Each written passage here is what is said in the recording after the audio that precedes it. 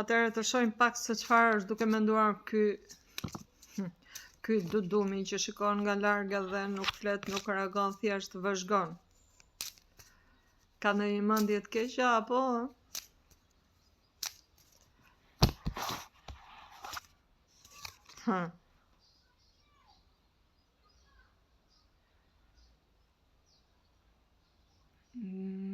Ndoshta ai nuk e shpreh, por mendja e tij është sikur të përqafonte si dikur.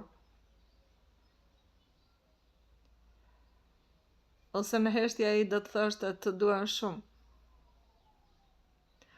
Ose nuk do të fliste fare, vetëm do të përqafonte fort sikurse edhe vajza atë. Në fakt kjo letër ka një dhimbësëri dhe këtu është një telefon që nuk tringullon, që mund tjetë edhe diçka tjetër. Një vajzë e mërzitur edhe një djalë që mban të fsheta.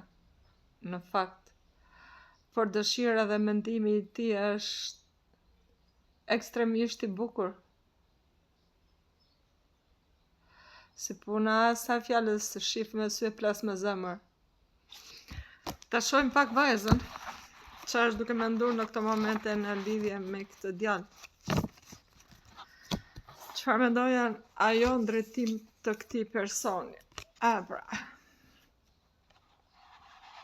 S'kishte se si të ndodhte ndryshe.